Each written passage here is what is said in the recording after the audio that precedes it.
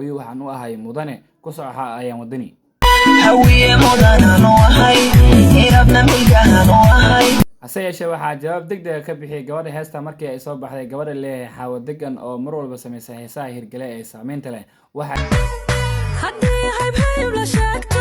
aanu hawiyane koodhe madakicis hiraabe labadhe waaw dagaal fanaadka ka dhex qarxay ayaan wadani xaawo degan haddii hal iyo laba aan ka dhahno ra'yigeena aan ka dhiibano maxkamadda cadaaladana saa u saarno wixii nala gudboon aan ka dhahno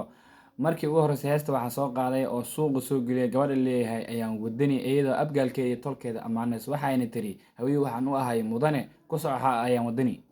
hawiye mudana no ahay irabna milgaha no ahay fulador mudana no ahay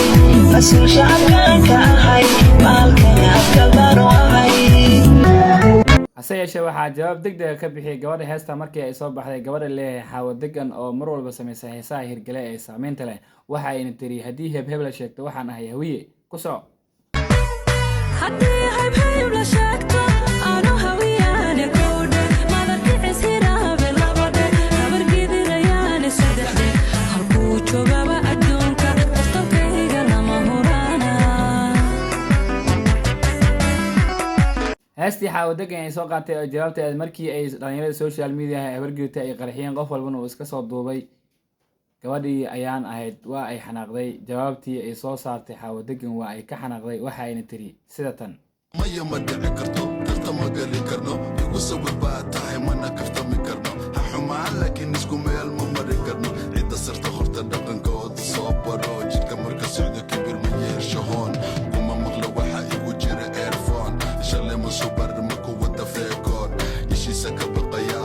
aragni ficiisu dawada u dhaqaya habeenkii kuwii shaqeeya waan la shaqeeyaa maalinkii kuwii shaqeeya waan la shaqeeyaa ha isqaldin madaxda la qadeeya ayaan wadani markii ay xanaaqday oo heesta iska soo duubtay gabadha leeyahay xaawo degan isma ay sawaalin waxayna ku jawaabtay hees noocaan ah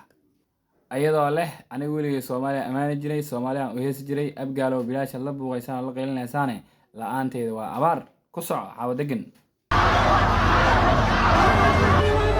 anaa fafaanu heesin taariikhii hore ku laabta diiwaanada hoosu eega haddii hadal laga yimaado soomaali anaa hoggaasha oo soomaalunani i haysan wallaahi hubi noqon layd bilaahi